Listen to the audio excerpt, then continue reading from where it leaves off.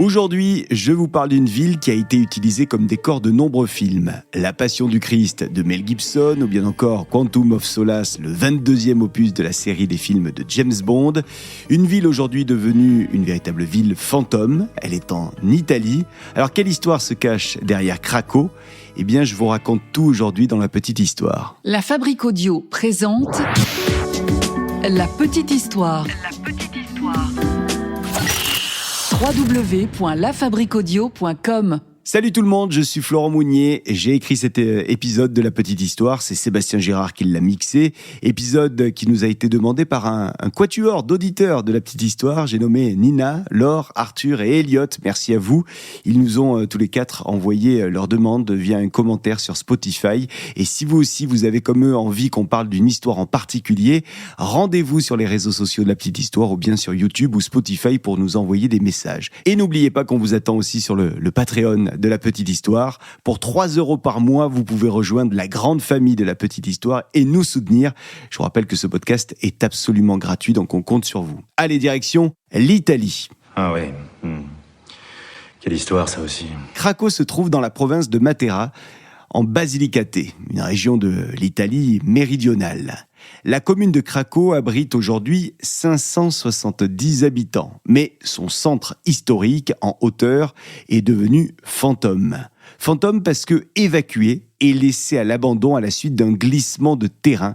C'était il y a plus de 60 ans, en 1963. Pourtant, cette ville fantôme est devenue une destination touristique pour un grand nombre de personnes, et ce pour plusieurs raisons. La première, c'est que c'est un lieu où beaucoup de films ont été tournés.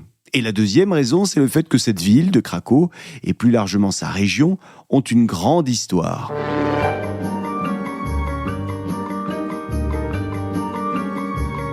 Alors, ces régions sont habitées depuis très très longtemps. On commence à vivre dans les régions intérieures de la Basilicate à partir de l'âge du fer. L'âge du fer, c'est cette période archéologique dans laquelle on a commencé à travailler le fer. Une période qui fait suite à l'âge de bronze. Et l'âge du fer a débuté vers 1200 avant Jésus-Christ. Alors, entre le 8e et le 7e siècle avant notre ère, le site de Craco commence à fleurir.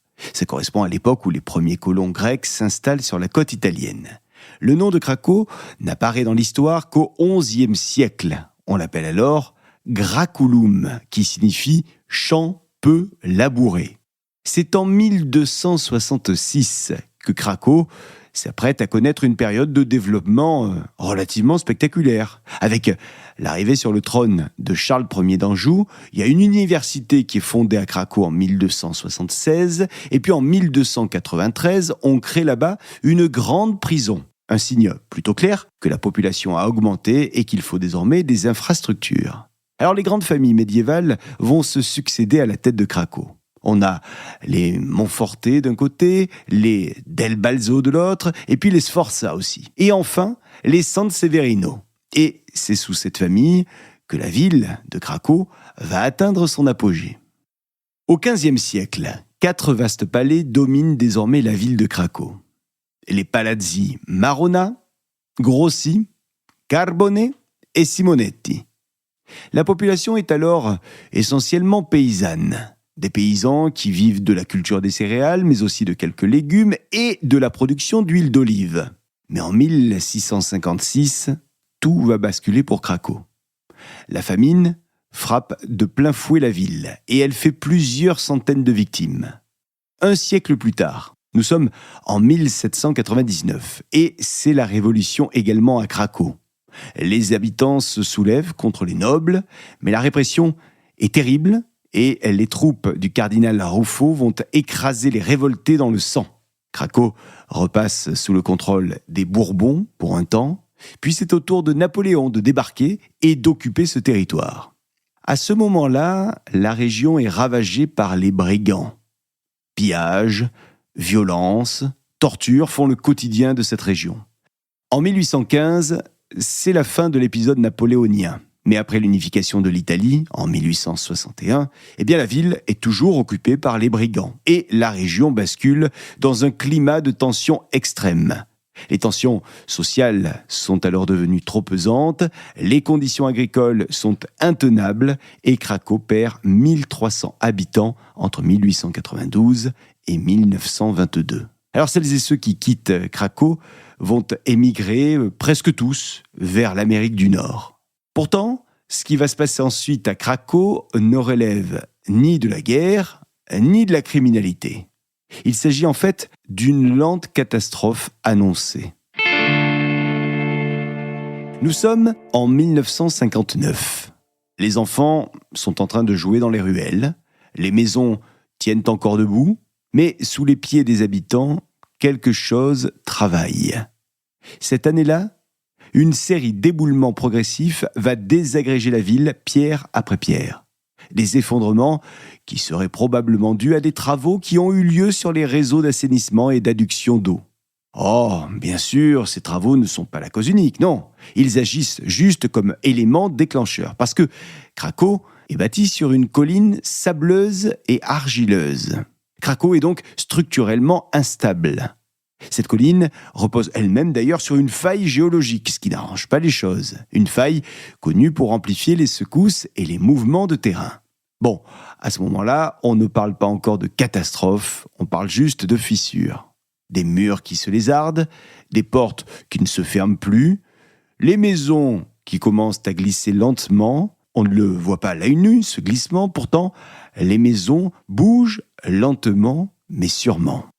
Alors les éboulements ne sont pas spectaculaires, Ils sont, vous l'avez compris, progressifs. Pourtant, le danger menace de plus en plus les habitants de la vieille ville de Cracow. Et face à l'ampleur de ce danger, les autorités vont prendre une première décision, une décision radicale. Les autorités vont décider de la création d'un deuxième Cracow, là, juste dans la vallée qui est en contrebas. C'est donc ici que va être créée une nouvelle localité, Cracow-Pesquiera, qui va devenir un lieu de relogement pour celles et ceux qui ont perdu leur habitation ou pour qui l'habitation est trop menacée. Ici, on accueille désormais les habitants sinistrés. À partir de 1963, le mouvement s'accélère. Les familles quittent progressivement leur maison, les volets se ferment, les clés restent dans les serrures et finalement, toute la population est transférée. Alors, à ce moment-là, il y a encore des irréductibles qui ne veulent pas quitter leur ville et qui refusent donc de partir. Par attachement, sans doute, par nécessité, peut-être, et par déni, probablement. En tout cas, je peux vous dire que leurs conditions de vie ne sont pas belles à voir. Ces habitants vivent désormais au milieu des gravats, dans une ville qui s'effondre lentement autour d'eux. Et le coup final n'est pas encore arrivé. Le coup final, il arrive le 23 novembre 1980. Ce jour-là, un séisme frappe le sud de l'Italie. C'est le tremblement de terre d'Irpinia, l'un des plus destructeurs du XXe siècle en Italie. Une magnitude énorme, estimée à 6,9. Bilan, près de 3000 morts et des dizaines de milliers de sans-abri désormais. À Cracow, déjà fragilisé, c'est le point de non-retour. Les derniers habitants, encore sur place, sont contraints d'évacuer définitivement la vieille Cracow. Et désormais, il n'y a plus de débat, plus de choix. Cracow doit être vidée de fond en comble. Depuis lors, Cracow n'est plus une ville habitée. Cracow est officiellement classée comme ville fantôme. Les ruelles sont donc désertes, les façades éventrées, les églises en ruine, mais les palais, eux, tiennent par miracle. Au sommet, la tour du château domine toujours un paysage aride, nous sommes à 400 mètres d'altitude. Une ville abandonnée qui ne l'est pas pour autant par les touristes, puisque désormais, elle est devenue une destination touristique forte, et même un lieu de tournage cinématographique, je vous le disais, avec un décor de fin du monde. Bon, et vous, est-ce que vous êtes déjà allé à Cracow ? Est-ce que vous connaissez ? Est-ce que vous êtes allé dans cette région de l'Italie ? Est-ce que vous avez visité d'autres villes fantômes ? On attend vos commentaires sur les réseaux sociaux de La Petite Histoire. Les commentaires également attendus sur Spotify et sur YouTube. N'hésitez pas une seule seconde. Et si cette petite histoire vous a plu, vous la partagez, vous la commentez, vous la likez comme d'habitude. Et n'oubliez pas de soutenir ce podcast de La Petite Histoire en vous abonnant à notre Patreon. Vous pourrez faire partie ainsi de la grande famille de La Petite Histoire pour 3 € par mois. On compte sur vous. La Fabrique Audio présente La Petite Histoire. La Petite Histoire. Vous souhaitez devenir sponsor de ce podcast ? contact@lafabriquaudio.com. Avant de se quitter, je vous rappelle que La Petite Histoire est un podcast de La Fabrique Audio. La Fabrique Audio réalise des podcasts de marques et d'entreprises. Donc, si vous cherchez pour vous, pour votre entreprise, pour votre marque, un studio pour faire des podcasts, n'hésitez plus. Envoyez-nous un mail, contact@lafabriqueaudio.com, la fabrique avec un K.